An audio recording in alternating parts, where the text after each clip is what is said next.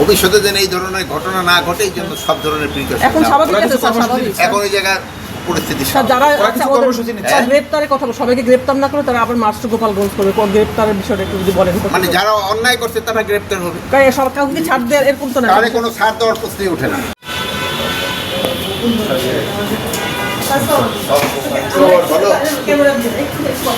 না না পুলিশ হসপিটালে গেলাম সেই কিন্তু গেলেন না।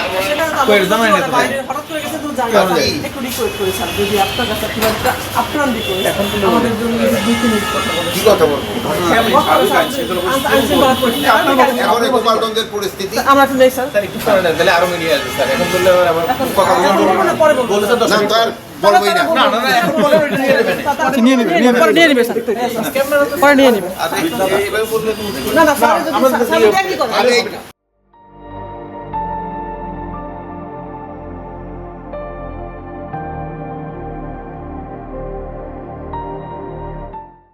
গোপালগঞ্জের এখন যে পরিস্থিতি, এখন পরিস্থিতি মোটামুটি নর্মাল।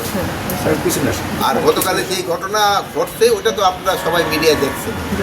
না কিন্তু গতকাল ঘটনাটা ছাড়া আপনার কাছে কি মানে গোয়েন্দাদের কাছে আগাম তথ্য কোনোরকম ছিল না? তো ছিল না স্যার। মানে গোয়েন্দাদের তো তথ্য ছিল, বাট এত পরিমাণ যে হবে ওই তথ্যটা হয়তো ছিল না। স্যার এখন আপনি এনসিপি নেতারা কি অভিযোগ বলেছেন করছে স্যার? আপনাদের উপরে যে আইন শৃঙ্খলা বাহিনী এটা শৃঙ্খলা রাখতে পারেনি, এটা অভিযোগ করছে এনসিপি নেতারাও। এটাকে আপনি কিভাবে বলবেন?